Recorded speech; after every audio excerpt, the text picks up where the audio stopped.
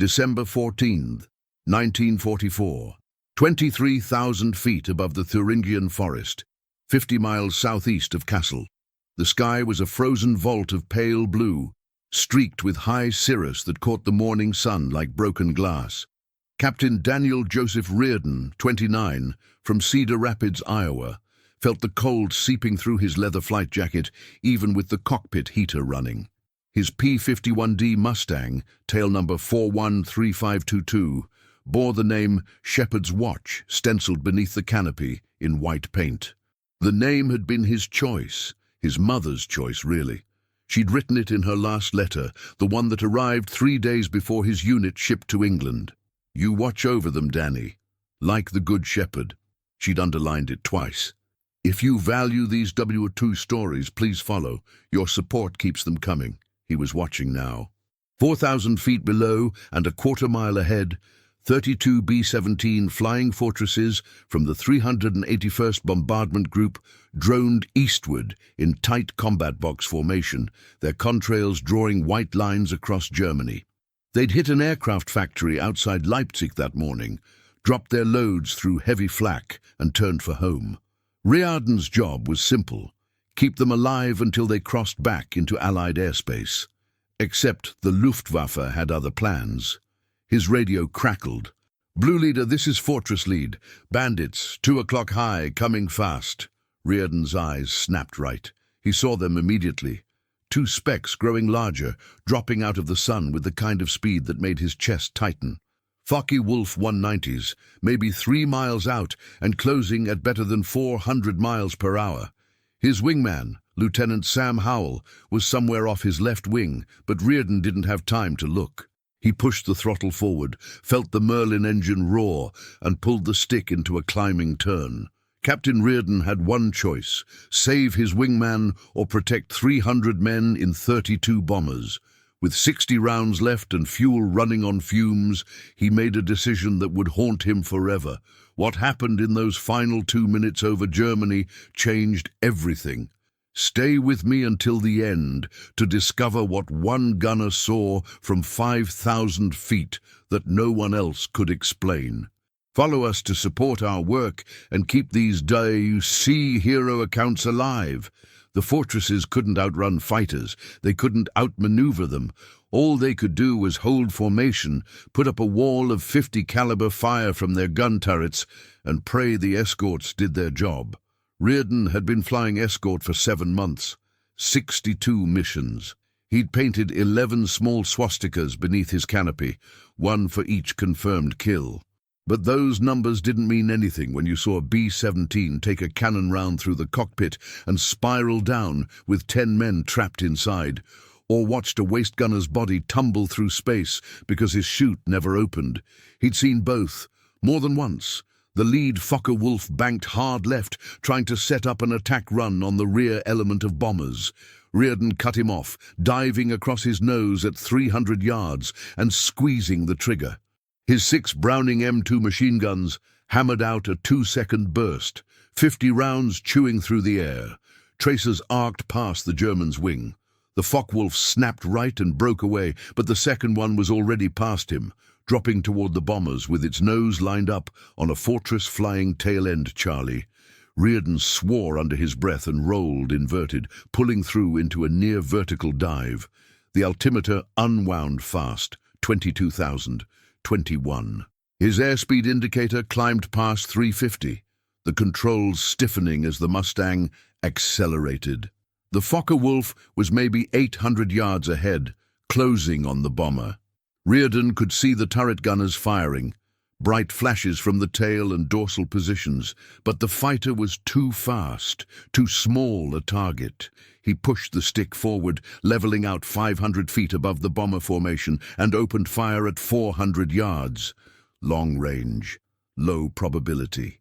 But he had to break the German's focus, force him to react. The tracers fell short. The Focke-Wulf kept coming. Rearden held the trigger down, adjusting for deflection, leading the target, 300 yards, 250.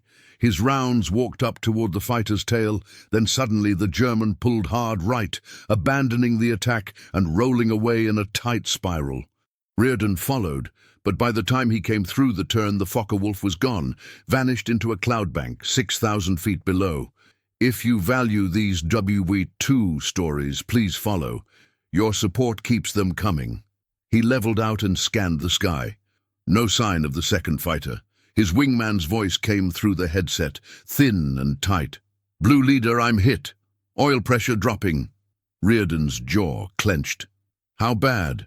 "Took some rounds in the engine cowling. Temperature's climbing." "I'm gonna have to nurse it. Stay with me. We're 20 minutes from the front." "Roger."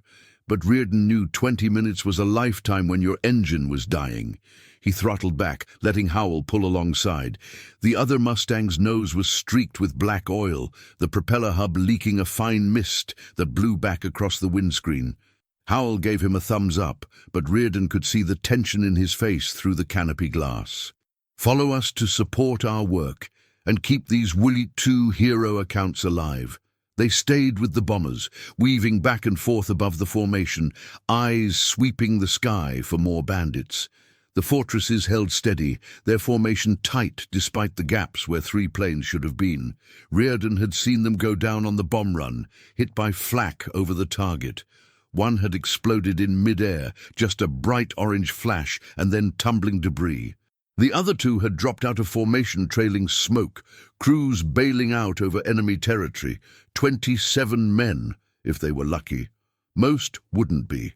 The Luftwaffe didn't send fighters up for nothing. They were hunting wounded bombers, stragglers, anything that fell behind. And they were good. The pilots Rearden faced now weren't the green replacements from 42. These were veterans, men who'd been flying and fighting since Poland or France, who knew every trick and had survived long enough to teach the new ones. He respected that, even as he killed them. The minutes crawled past.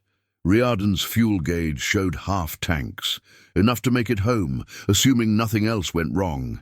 Howell's Mustang was streaming more oil now, a visible trail in the cold air. The engine temperature gauge had to be deep in the red. If it seized, Howell would have maybe 30 seconds to find a place to put down, and there was nothing below but German soil and winter forest. Rearden keyed his radio. "Blue 2, you still with me?" "Yeah. Engine's rough, but she's holding. We're 10 minutes out. Keep her steady." "Doing my best, Danny." Then the radio crackled again, a different voice. All fighters. This is Fortress Lead. Multiple bandits inbound from the north, high and fast.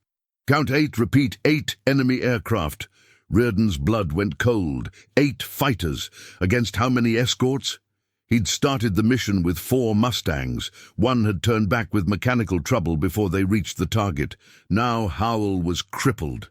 That left 2 airworthy fighters to cover 32 bombers against 8 fresh Germans. The math was bad.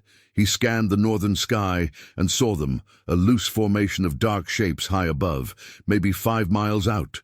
They were diving already, picking up speed, setting up for a coordinated attack. Rearden's mind raced through options. He could call for help, but the nearest Allied fighters were probably 20 miles away, too far to reach in time. He could try to break up the attack, force the Germans to engage him instead of the bombers, but that would leave the formation undefended. Or he could stay close, use his altitude advantage to hit them as they came in, pick off 1 or 2, and hope the rest broke off.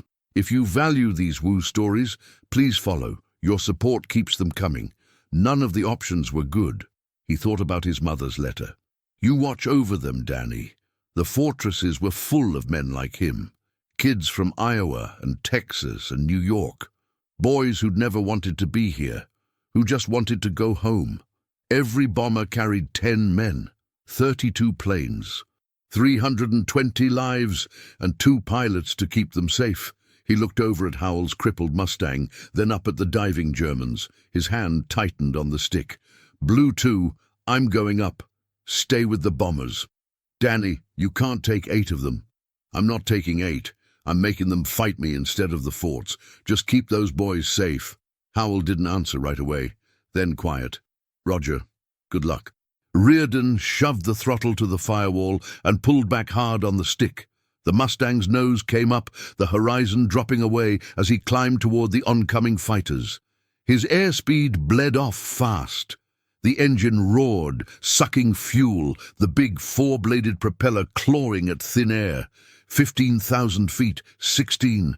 The Germans were still 3 miles out, still diving, and he was climbing to meet them head-on. It was a bad idea, probably suicidal, but it was the only idea he had. At 18,000 feet, he leveled out and checked his guns. 1,200 rounds left, spread across 6 guns. That was 200 rounds per gun, maybe 20 seconds of sustained fire if he held the trigger down. He wouldn't. Short bursts. Make every round count. The Germans were close now, close enough that he could make out individual aircraft types. 4 Focke-Wulf 190s in front, 4 Messerschmitt 109s behind. The 190s were the threat. Faster, heavier armed, tougher. The 109s were still deadly but older, more fragile. He armed his guns and picked a target. The lead 190 slightly ahead of the others, the pilot either overconfident or just eager. Rearden nosed down 5 degrees and let the Mustang accelerate. The range closed fast, 2,000 yards, 1,500. At 1,000 yards he opened fire, a short burst, then another, walking his tracers toward the German's nose. The 190 didn't flinch. It kept coming, closing the distance. And suddenly Rearden saw the wink of cannon fire from its wings. He broke hard left, pulling 6 Gs, the world graying at the edges as the blood drained from his head. Cannon shells ripped past, 2 of them close enough that he felt the concussion through the airframe. Then the 190 flashed past, 300 miles per hour of closure speed, gone in half a second. Rearden rolled out and looked back. The German formation had split. 2 190s were climbing, trying to get above him. The other 2 and the 4 109s had blown past and were diving toward the bombers. He'd failed. They'd baited him, drawn him up and out of position, and now they were going after the fortresses. He dove after them, engines screaming, but he was too far behind, too slow. The lead 190 opened fire on a B-17 in the high squadron, 20mm cannon shells punching through the bomber's wing. Rearden saw metal tear, saw hydraulic fluid spray in a pink mist, saw the fort's No. 3 engine erupt in flame. The bomber staggered, fell out of formation, and the second 190 was already lining up for another pass. Rearden got there first. He came in from above and behind, pulled lead on the 190, and fired a long burst. 50 rounds, maybe 60. Tracers converged on the fighter's fuselage, sparks dancing along the metal skin. The 190 rolled hard right, trailing smoke, and Rearden followed, firing again. This time he saw pieces fly off, part of the canopy glass, something from the tail. The 190 snap-rolled, flipped over, and went into a flat spin. Rearden didn't watch it fall. He was already looking for the next target. A 109 had latched onto another B-17, firing from close range, too close for the bomber's gunners to track him. Rearden turned hard, pulled inside the German's turn, and lined up a deflection shot. He squeezed the trigger. Nothing happened. He'd run dry on 2 guns. He fired again with the remaining 4, and saw his rounds hit the 109's wing root. The fighter shuddered, broke away, and dove for the deck. But there were still 6 Germans in the fight, and now his fuel was critical. The gauge showed less than a quarter tank, maybe 15 minutes of flying time, less if he kept the throttle wide open. His hands were shaking, not from fear, from the cold, the adrenaline, the sheer weight of what he was trying to do. He couldn't save them all. He knew that, but maybe he could save some. The remaining German fighters regrouped 2,000 feet below, circling like wolves around a wounded herd. Rearden counted 6 aircraft, their dark silhouettes stark against the white landscape below. The B-17 with the burning engine had fallen a mile behind the formation, losing altitude in a slow, helpless spiral. Black smoke poured from the nacelle, streaming back across the fuselage. Rearden could see figures moving in the waist gun positions, could imagine the frantic work inside as the crew fought the fire, made the calculations every airman dreaded. Bail out over Germany or stay with the ship and pray. He checked his fuel again, 10 minutes, maybe less. Not enough to escort the stragglers home, barely enough to make it back himself. The smart play was to break off, head west, save his own skin. Let the bombers take their chances. Nobody would blame him. He'd already knocked down 2 Germans, broken up their first attack, bought the formation time. That was more than most pilots managed. His finger hovered over the radio switch. He should call Howell, tell him he was RTB, returning to base, get out while he still could. Instead, he pushed the stick forward and dove toward the circling Germans. The lead Focke-Wulf saw him coming and turned to meet him, head on again, the same deadly game. Rearden held his course, held his finger off the trigger, closing the distance. 800 yards, 600. The German opened fire first, bright flashes from his wing-mounted cannons. Rearden counted to 2, then broke hard right, rolling inverted and pulling through into a split S. The maneuver cost him 3,000 feet of altitude, but put him on the German's tail as the 190 flashed past above him. He pulled out of the dive, craned his neck back, and saw the Focke-Wulf climbing away, trying to regain the energy advantage. Rearden didn't follow. He turned back toward the bombers. The crippled B-17 was down to 14,000 feet now, still falling. The fire in the No. 3 engine had spread to the wing, flames licking back along the aluminum skin. 3 parachutes blossomed below the aircraft, white mushrooms against the dark forest. 7 men still aboard. The pilot was trying to hold her steady, give them time to get out. Rearden knew what that took. The control cables were probably half melted, hydraulics failing, the aircraft wanting to roll over and die. But the pilot held on. 2 Messerschmitt 109s broke from the pack and dove toward the falling bomber, intent on finishing it. Rearden cut them off, coming in from their 5 o'clock high, firing a short burst that passed between them. Both Germans broke in opposite directions, startled by his sudden appearance. He followed the left one, pulled lead, and fired again. His remaining guns stuttered, spitting out rounds in uneven bursts. He was down to maybe 100 rounds total, spread across 4 guns. The 109 rolled hard and dove for the trees, disappearing into the haze below. Rearden let him go and turned back. The B-17's wing was fully engulfed now, the fire so intense he could feel the heat even through his closed canopy a quarter-mile away. More parachutes appeared, 4 of them in quick succession, the crew abandoning ship.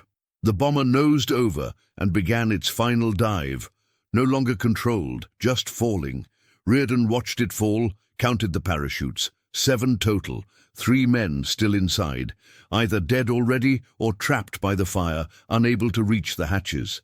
The fort hit the trees, doing maybe 200 miles per hour, and exploded, a rolling fireball that sent black smoke boiling up through the winter air.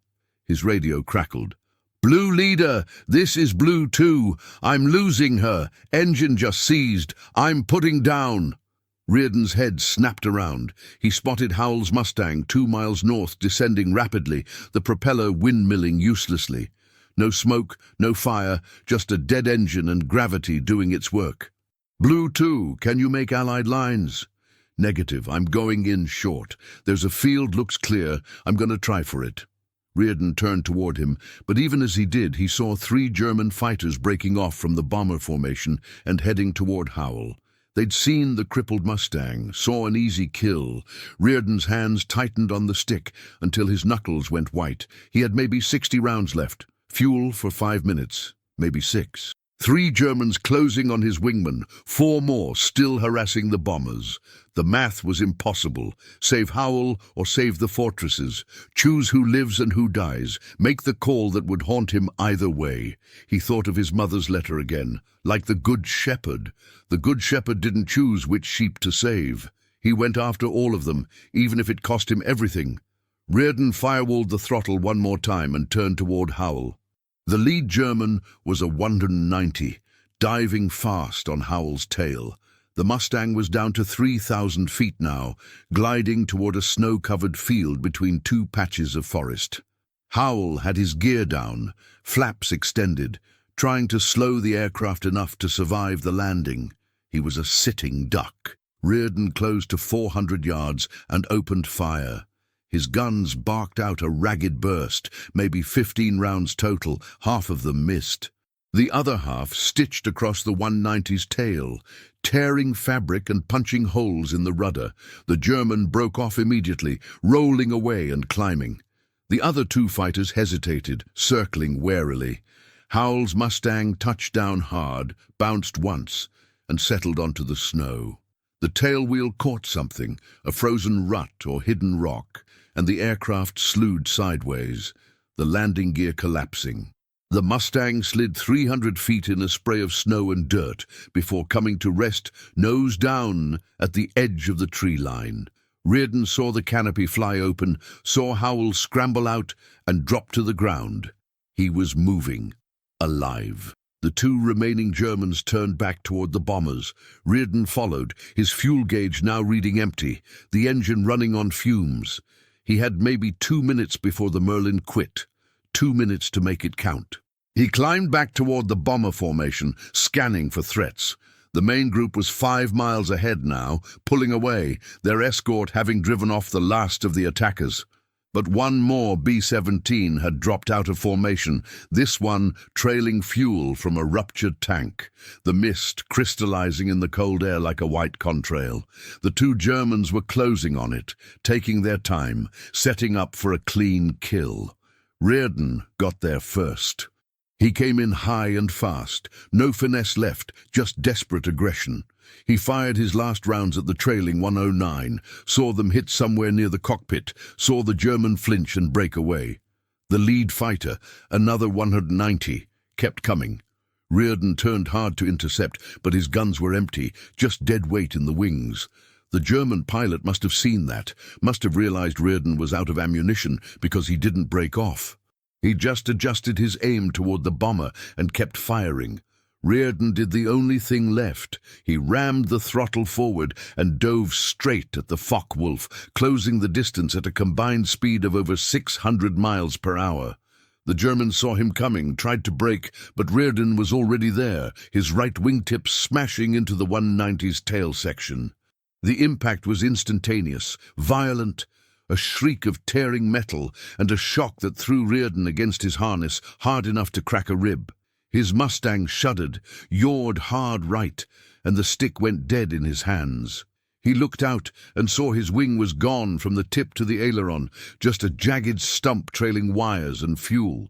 The Focke-Wulf had it worse. Its entire tail section had separated, and the fighter was tumbling end over end, completely uncontrollable. Rearden watched it fall, saw no parachute, and then his own aircraft began to spin. The world rotated, sky and ground trading places, the altimeter unwinding. 12,000 feet, 10,000. He pulled the canopy release, felt the wind blast hit him like a freight train, and reached for the seat harness buckle. His fingers were numb, clumsy. The harness wouldn't release. 8,000 feet. The ground was coming up fast, the trees and snow and frozen fields. He yanked the buckle again, felt it give, and kicked himself free of the cockpit. The slipstream caught him, tumbled him, spun him through the air like a rag doll. He grabbed for the D-ring, found it, and pulled hard. The parachute deployed with a crack, the risers jerking him upright so violently his teeth snapped together. Then everything went quiet, except for the wind. He looked down. 3,000 feet, maybe less. He could see his Mustang below, spiraling into the forest and exploding in a bright flash. Could see the bombers far above, tiny silver crosses limping westward toward home. Could see smoke rising from a dozen places across the landscape, funeral pyres for aircraft and men. He hit the ground in a snowdrift at the edge of a clearing, the impact driving the air from his lungs. He lay there for a long moment, gasping, checking for broken bones. His ribs were screaming where he'd hit the harness, and his left ankle was twisted, but nothing seemed broken. He gathered the parachute, stuffed it under a bush, and started walking west. The temperature was maybe 20 degrees, the wind cutting through his flight suit. He had no food, no water, no weapon, except a small survival knife. He was 100 miles behind enemy lines in the middle of winter, and the odds of making it back were vanishingly small. But 32 bombers had made it through. Maybe 300 men would see England again, would go home someday, would live lives that wouldn't have happened if he'd turned back when his fuel ran low. He thought about that as he walked, thought about Howell in the field, thought about the crews bailing out over Germany, thought about the B-17 that burned and the men who didn't get out, thought about his mother's letter and the name painted on his Mustang's nose, Shepherd's Watch. 3 days later, a French resistance cell found him half frozen in a barn 15 miles south of Kassel. They hid him for 2 weeks, then smuggled him across the lines in the back of a vegetable cart. He made it back to England on Christmas Eve. The 381st Bombardment Group sent him a bottle of bourbon and a letter signed by every surviving crew member from that mission. He never opened the bourbon, kept it on a shelf in his quarters until the war ended. Lieutenant Sam Howell made it back too, 6 weeks later, brought out by the same resistance network. He and Rearden never talked about that day, not in any detail. Some things didn't need words. The last image Rearden carried from that mission wasn't the fire or the falling aircraft or the long walk through the snow. It was something he saw from his parachute just before he hit the ground. One of the B-17s trailing fuel, struggling to stay airborne, passing directly overhead at maybe 5,000 feet. He'd looked up and seen a face in the waist gun window looking down at him. Just for a second, just long enough for their eyes to meet across that gulf of cold air. The gunner had raised one hand, pressed it flat against the glass. Not a wave, not a salute, just acknowledgement. One man to another. I see you. I know what you did. Then the bomber was gone, swallowed by clouds heading home.